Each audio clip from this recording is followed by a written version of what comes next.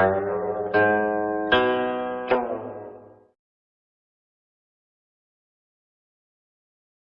night had fallen, and the stars had wrapped the sky in a glittering carpet. The gentle bubbling sound of water boiling over the fire broke the silence that surrounded us.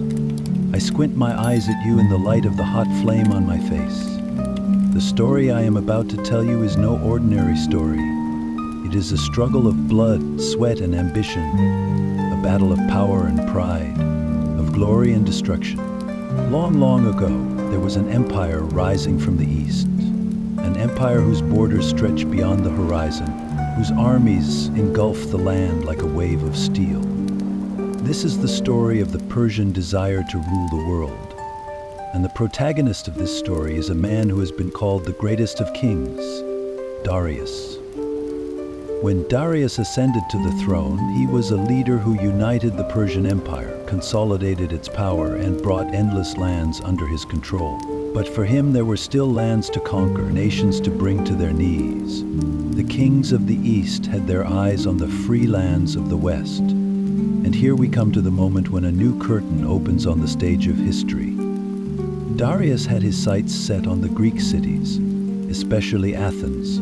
He was sure that this small but stubborn people would kneel. But history never forgives arrogance. But why did Darius want to attack Greece? What was the real reason behind this war? And now we're going to start telling the story of this great struggle from the very beginning. Are you ready? Because we are about to dive into the dusty pages of history and witness the moments that changed the fate of empires. The wind wanders like a whisper over ancient lands, from sand dunes to the waves of the sea, from vast plains to craggy cliffs. It carries echoes of the past to our ears. Now I will take you back centuries to a time when two great worlds faced each other. On the one hand, the Persian Empire, rising in splendor and power. On the other, the Greek city-states fighting for their freedom and independence. This is the story of East and West, of authority and individuality, of a great empire and the clash of small but stubborn peoples. Vast plains, rivers cutting through the desert, colossal pillars shading palaces. The Persian Empire was once the greatest power in the world. Its kings were seen as the shadow of the god Ahura Mazda on earth, and their words were considered law. This great empire, founded by Cyrus the Great, reached its peak in the hands of Darius. He was not only a king, he was also an order builder. In this vast geography stretching from Babylon to Egypt, from Anatolia to India, there were different peoples and cultures. But Darius did not turn this diversity into chaos. On the contrary, he established the satrapal system to make the empire manageable. Each region was ruled by a satrap, taxes were collected regularly, roads were paved as skillfully as the Persian royal road, and news traveled at the speed of light thanks to horse messengers. But Persian power was not limited to bureaucracy. They also had one of the greatest armies in the world. The Persian immortals moved like a shadow across the battlefields.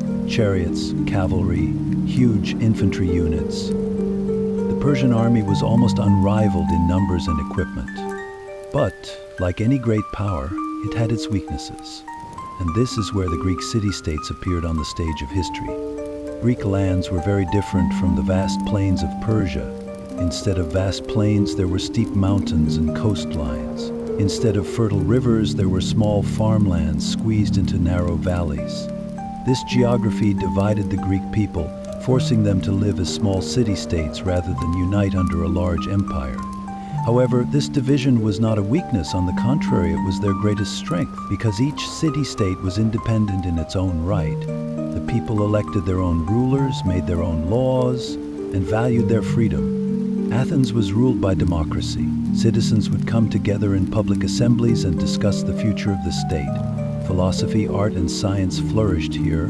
Sparta was a completely different world. It was a warrior society.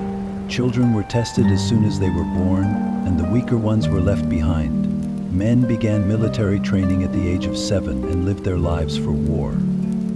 These two city-states were rivals, but neither was willing to submit to the Persians.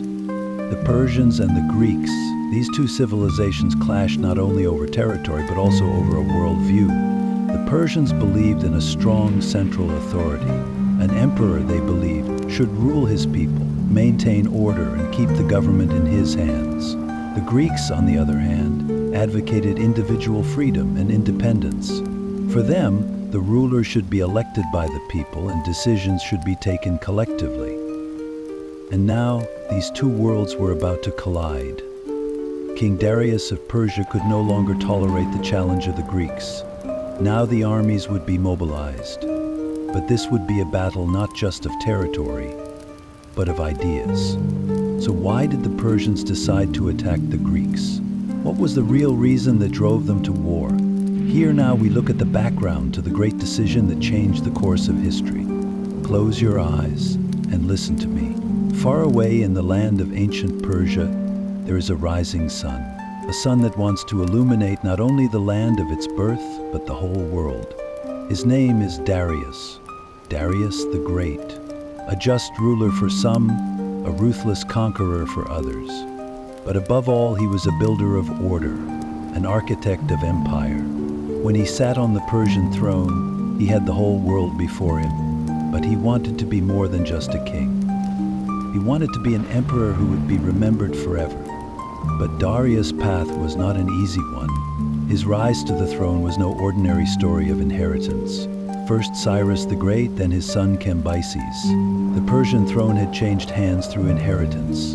But with Cambyses' death, the empire was thrown into turmoil.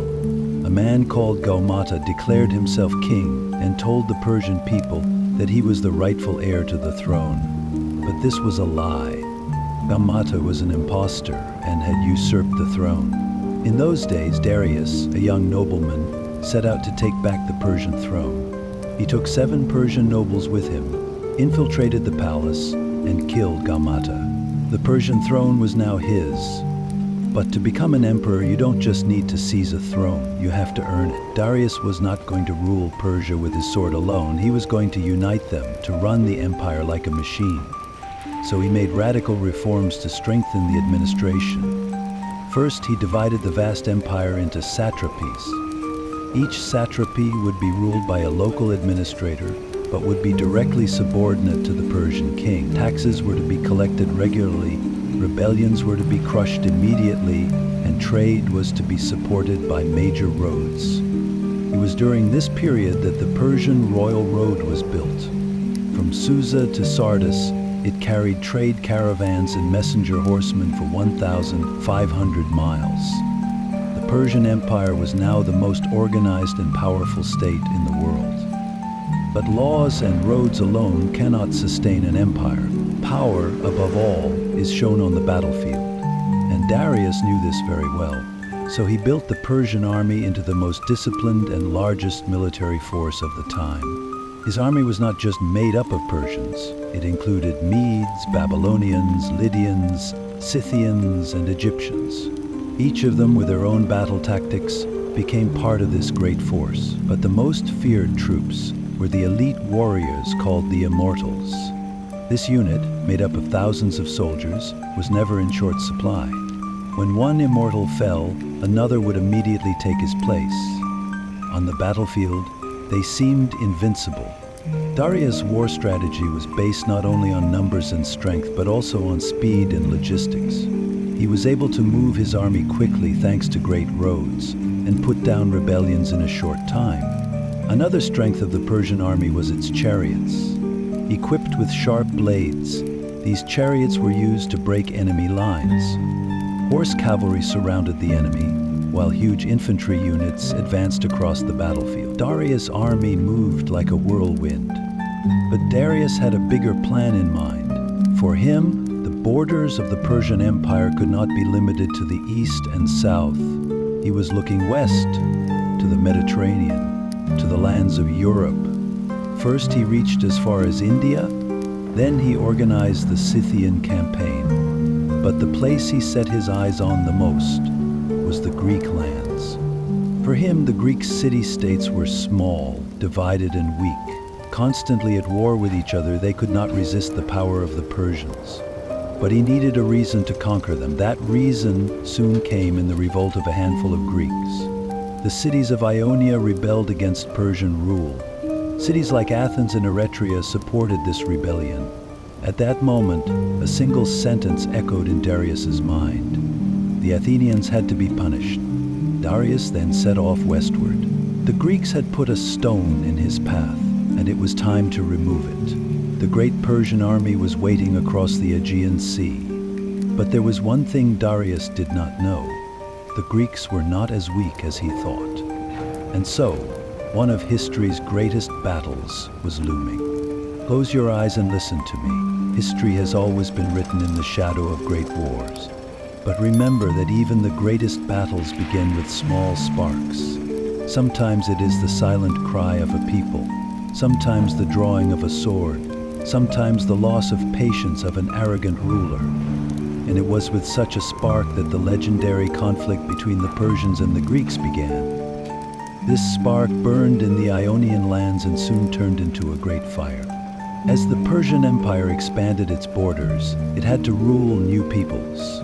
One of these peoples was the Ionian Greeks living on the coasts of western Anatolia. They were a community enriched by trade and advanced in the arts and sciences. However, they were fond of their freedom and did not like living under the shadow of Persian rule. The Persians controlled these cities through satraps.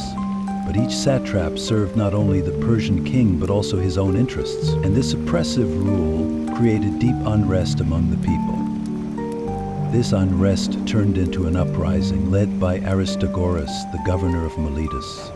Aristagoras attempted to organize a campaign with the support of the Persians but failed. Fearful of falling out of favor with King Darius of Persia, Aristagoras now decided to rally the Greek people against the Persians. The Ionian cities heeded his call, and the revolt began. But Aristagoras knew that he could not triumph alone, so he asked for help from the Greek city-states in the west. In those days, the Greek world was not a united nation against the Persians. Cities like Athens, Sparta, and Corinth were fighting with each other. But Aristagoras' call was heard by the Athenians. Athens and Eretria sent ships and soldiers to the rebels. And so began the first direct conflict between the Greeks and the Persians. The rebels attacked Sardis with great courage. Sardis, one of the most important Persian cities in western Anatolia, was set on fire.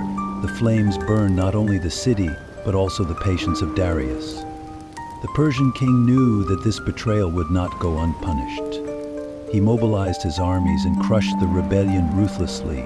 One by one, the Ionian cities fell. Miletus was sacked and its people exiled. The Persians had taught the rebels a lesson they would never forget. But in Darius's mind, there was another thought rising from the ashes of Sardis. The Ionian Revolt had been put down bloodily by the Persians, but it was the first time the Greeks took the Persian threat seriously.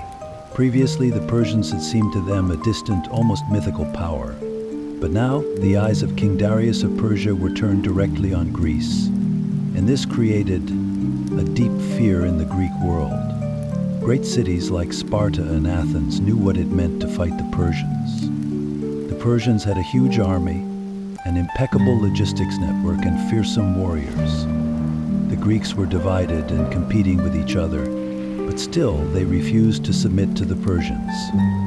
By attacking Sardis, the Athenians had made a great enemy, and now this enemy was coming to destroy them. Persian expansion to the west was inevitable. Darius's edict was clear. The Athenians were to be punished.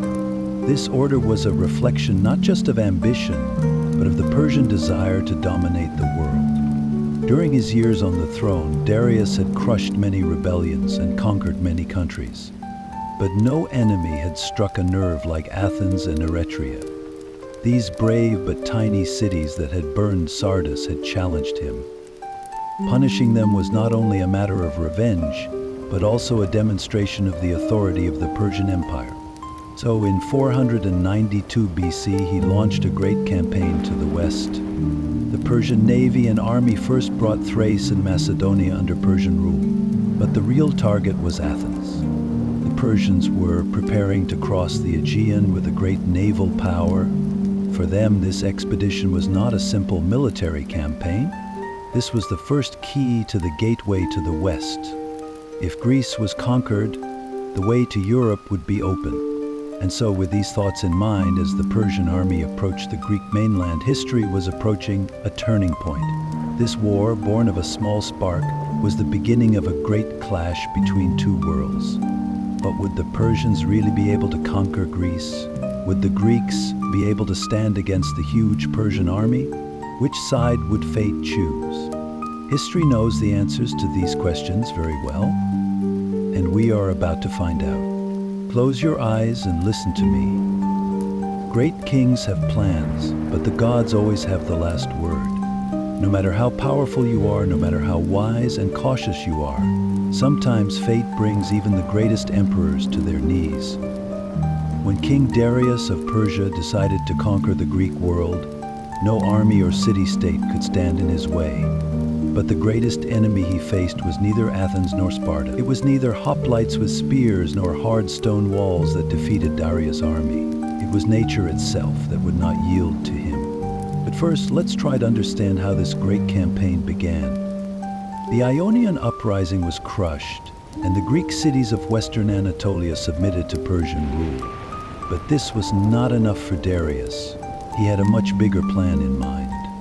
To march west, to punish Athens and Eretria, to demonstrate the power of Persia, and to make Greece part of the Persian Empire.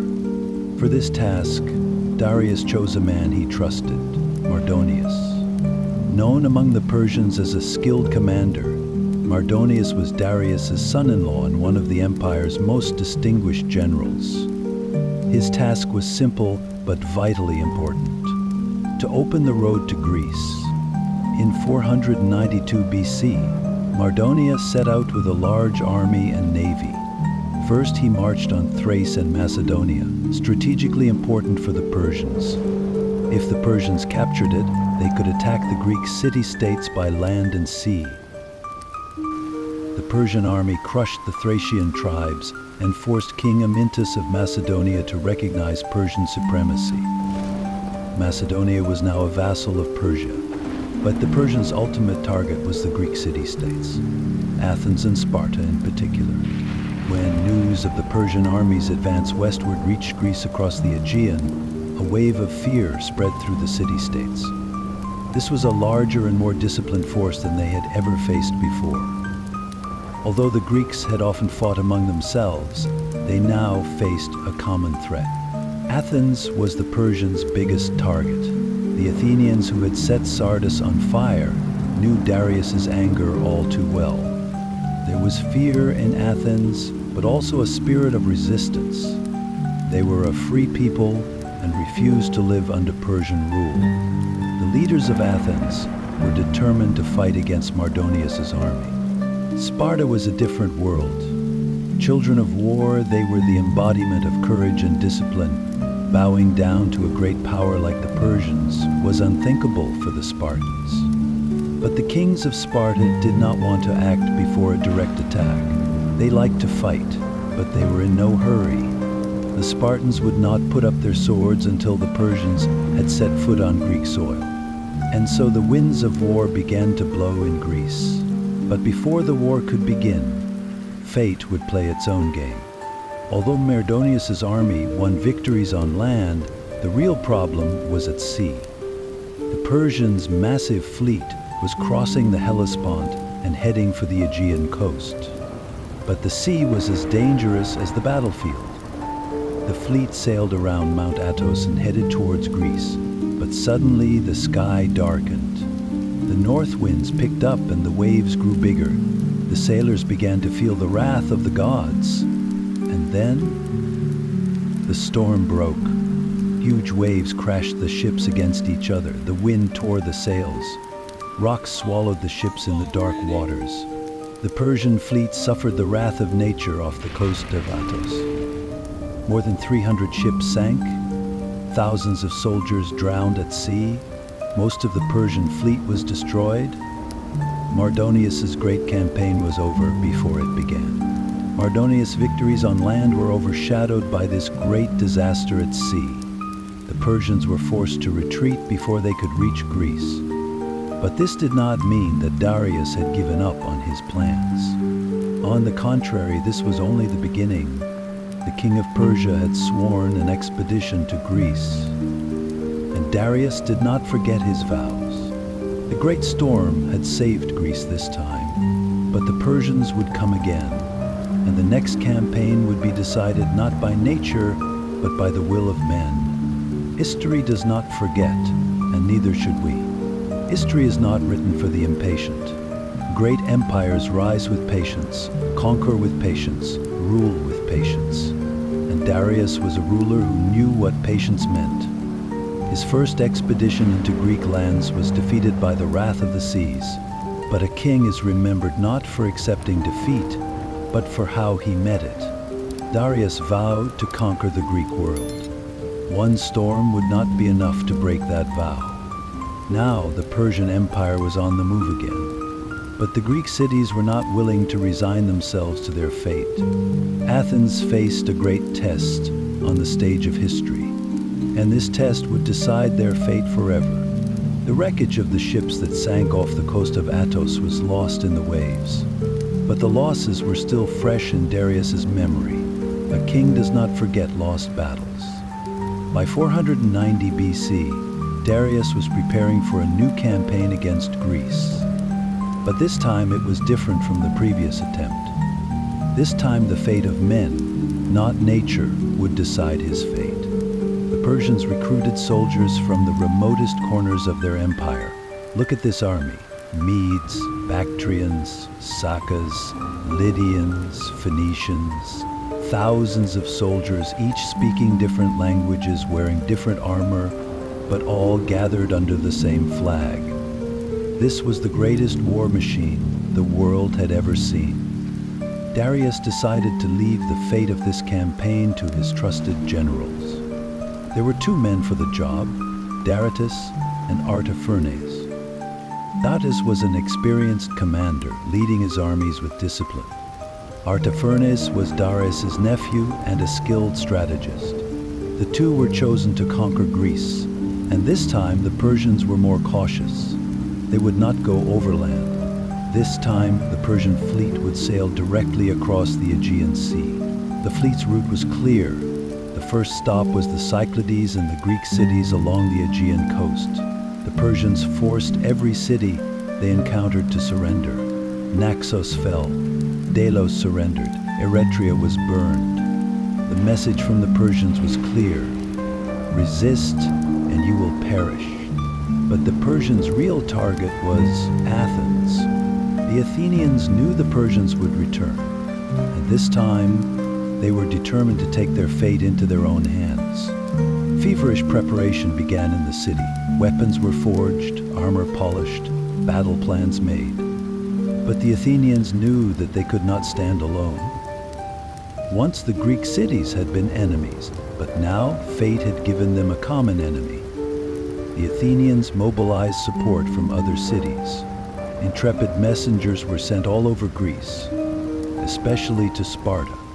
Sparta, the embodiment of war and discipline, a nation that trained its children with swords and accepted nothing but victory. If the Athenians could get Sparta's support, they might have a real chance against the Persians. The Athenians sent an envoy to the Spartans. On the run. Yes, indeed, an envoy ran the 240 kilometers from Athens to Sparta, barefoot and without stopping. Pythipides. This brave man stood before the Spartans and said one thing: "The Persians are coming." When the Spartans heard the news, they were silent. They thought long and hard. Finally they answered, "We will help, but not now." Because in those days there was a sacred festival in Sparta, Carnea. And during this festival the Spartan army could not go to war. The gods would not allow it. Would the Athenians be left alone? No. Other city-states had also seen the Persian threat. Plataea agreed to fight alongside Athens. Some smaller cities prepared to send reinforcements. But the vast majority preferred to wait. The Persians were getting closer. The Athenians were preparing for war, and fate was preparing to write one of the greatest battles in history. The second campaign of Darius the Great was now at the point of no return. War was at the door. and so the road to the Battle of Marathon was paved. But that's another story, and the time has not yet come for me to tell it. Now tell me, could you imagine that moment before history was written? Sometimes history is won not by the size of armies, but by the strength of spirits. The Battle of Marathon was one of those moments. On one side, the largest empire the world had ever seen, the Persians. On the other side, a small city-state, Athens, which wasn't even fully unified at the time. The Persians had conquered countless cities, devoured armies, and forced peoples into submission. The Athenians, on the other hand, were fiercely devoted to their freedom, but had a much smaller army compared to their enemy. This battle wasn't just for land, it was for a way of life. And now the Persian army was marching toward the shores of Attica. It was the summer of 490 BC. As the salty winds of the Aegean Sea swept across the coast of Attica, black sails appeared on the horizon. Those sails belonged to the Persian navy. There were so many ships that the sea seemed to be covered in shadows, moving like an army. When the Persian commanders Darius and Artaphernes gave the order, a massive army disembarked on the shore. The soldiers' iron armor glistened in the sunlight, and battle cries filled the air. This was the sound of an army arriving to crush Athens. The Persians set up camp in the plains of Marathon, located to the east of Attica. It was a vast, flat area. The Persian army, with its large cavalry units, could easily maneuver here and break through the Greek lines. But the Athenians knew the battle would be fought here, and history was about to witness how a small city would defeat a giant army. When the Athenian army arrived at Marathon, the soldiers hesitated for a moment. The enemy outnumbered them 2-1. The Persians had crushed every army they had faced up until then, but the Athenians had an advantage: their commander, Miltiades. Miltiades wasn't just any general. He knew the Persians. He had fought in their armies before and understood their tactics. He knew there was only one way to win this battle: by being smart.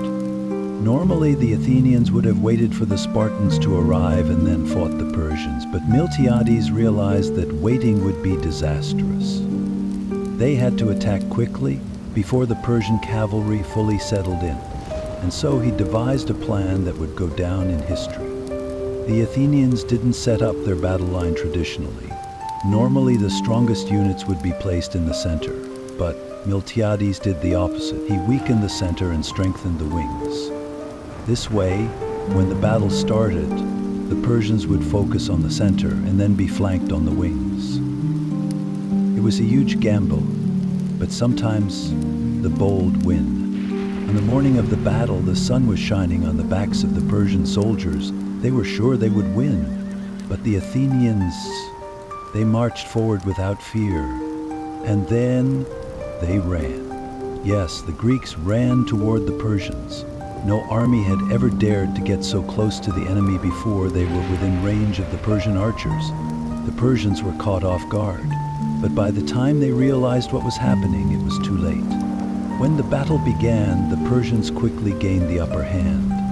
The Athenian center started to retreat. The Persian generals, believing victory was near, felt confident. But that's when Miltiades' plan kicked in. The Athenians were intentionally falling back. As the Persians, intoxicated by the thought of victory, advanced, the Greek wings closed in on them from the sides. In an instant, the Persians found themselves trapped. Shouts, the clashing of metal, the whistling of arrows, chaos. The Persian army, caught in a pincer movement, was taken by surprise. The Athenians fought with savage intensity, because this battle was about their survival. Then the Persian lines started to break. Seeing their army falter, the Persian commanders ordered a retreat. The soldiers, in a panic, fled toward the ships. But the Athenians didn't let them escape. They chased the fleeing soldiers all the way to the shore. Some Persian soldiers drowned in the sea, others were killed, and a few managed to escape by boarding the ships. The Battle of Marathon was over, and the winners were the Athenians. The Athenians stood on the shore, shouting in triumph. They had changed the course of history. But there was something else. The news of the victory had to reach Athens. So a man began to ran the approximately 42 kilometers from Marathon to Athens without stopping to deliver the news of the battle.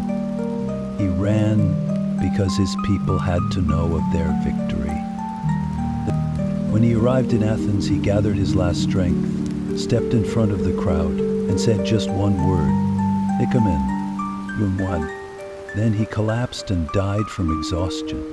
Today, the marathon race is held in honor of this hero. The Battle of Marathon wasn't just a battle. It was the struggle for a people's freedom. Athens had carved its name into world history. But for the Persians, this battle was just the beginning. Darius had sworn to punish the Greeks, and after his death, his son Xerxes would come to fulfill that vow. But that's another story, and the time to tell it hasn't come yet. Now, tell me, before history was written, could you have imagined that moment? A battle isn't won just by swords clashing. Sometimes, a defeat is the real beginning of a war. After the blow in Marathon, that spark in the mind of the great Darius was the one that ignited his path. He was born to rule the world. In his belief, a people's resistance was only the harbinger of a greater storm. The Greeks may have driven back the Persian army at Marathon, but that wasn't enough to stop an emperor. Now the time for revenge was drawing near. When the news of the defeat at Marathon reached the Persian capital of Persepolis, a deep silence fell over the palace. Had such a massive empire been humbled by a few thousand Greek soldiers? Darius could not tolerate this thought. To him, the Persian army was invincible. The defeat was just an accident, a mistake, and mistakes were meant to be corrected. That's why Darius made a swift decision. This time, the army going to Greece would be far larger than the one sent to Marathon. Hundreds of thousands of soldiers, massive ships, cavalry. This wouldn't be a conquest, it would be punishment. In his palace, he gathered his advisors. Thoughtfully, he stared at maps and questioned his generals. The mistakes at Marathon were analyzed one by one. The late movement of the cavalry, the Persian archers caught off guard by the Greek charge, the disorganized retreat of the army. None of this would happen again. Darius was determined to crush the Greek world completely. Now, it wasn't just about Athens. All the Greek city-states would be punished, and their lands would be absorbed into the Persian Empire. But first, he needed to suppress the unrest within his own empire. An empire cannot be governed like a small village. Especially in a vast empire like Persia, a rebellion could break out at any moment. The biggest issue distracting Darius was the uprising in Egypt. Egypt was incredibly important to the Persians. Its rich lands, vast agricultural fields, and the bounty of the Nile. But now, the people of Egypt were rebelling against Persian rule. This delayed Darius's plans, because before he could march to Greece, he needed to regain control over Egypt. If a ruler couldn't protect one end of his empire, he couldn't launch a campaign at the other end. Thus, Darius shifted his priorities. He ordered his generals to send a massive army to Egypt. As the Persians attempted to quell the rebellion, the Great Greek campaign was postponed. But history doesn't always follow the plans of men. Because just when Darius was ready to launch the campaign, he received an unexpected blow. Empires rise, but rulers are mortal. The great Darius, as he was preparing for his invasion of Greece, fell ill. The nature of his illness is unknown, but as the days passed, his once strong body began to weaken. Once a man who commanded vast armies, now this great man could barely walk. In his palace, among the massive columns of Persepolis, he sat by his throne, dreaming of the great campaign. But time would not wait for him. In 486 BC, the great Darius passed away. And as he died, the task of invading Greece was passed on to his son, Xerxes. Xerxes inherited his father's legacy, but he had grander plans. He would finish what his father started and make the Persian army the most powerful in the world. But for that, he first needed to free himself from his father's ghost. And so one of history's greatest invasions was born. The Battle of Marathon, though a small stain on Darius's imperial legacy, had shaken the rising star of Persia. But the real storm had yet to come, because now Darius's son Xerxes was stepping onto the stage. And he had a bigger dream than his father's, to crush all of Greece. But history sometimes bends even the greatest of armies. And there was something Xerxes didn't know. In front of him stood some of the most determined warriors in history. This, however, is another story, and the time to tell it hasn't come yet. History doesn't just carry the marks of victories, but also the remnants of unfulfilled dreams. The Persians set out with the dream of conquering Greece. But the winds pushed their ships back.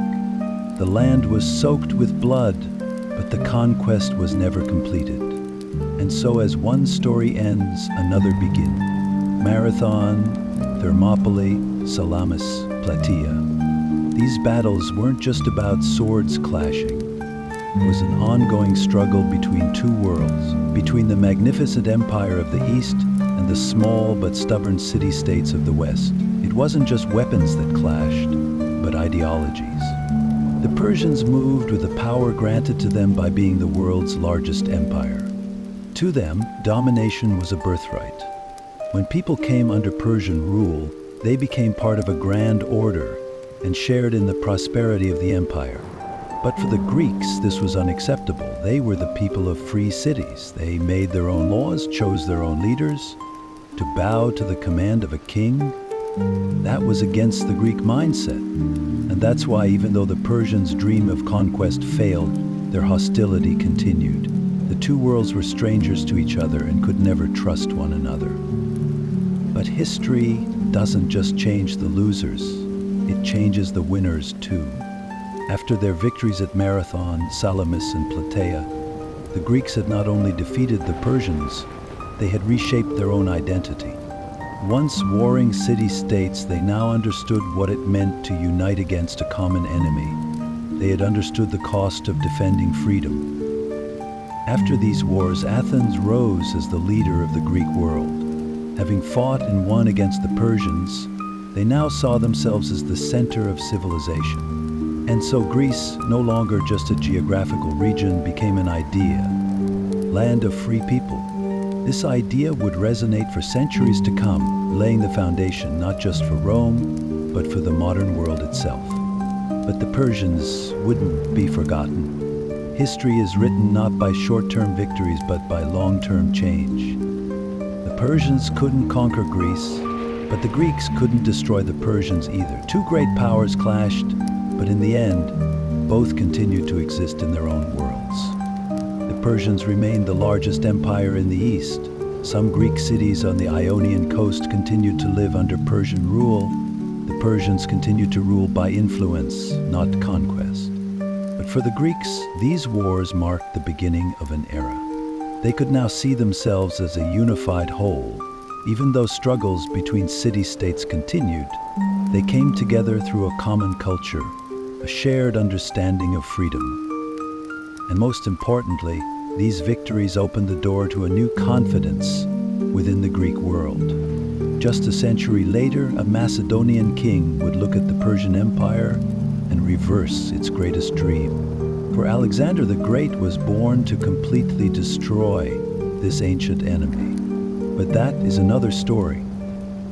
And so, two worlds clashed. The Persians and the Greeks, they defeated each other on the battlefields, lost to each other, but never forgot. These wars weren't just fought for land, but for an idea, what freedom truly meant, how sovereignty was earned, and how a nation could shape its own destiny. This was decided through these battles. The Persians and the Greeks are gone now, but the legacy they left still lives with us, because history is unforgettable.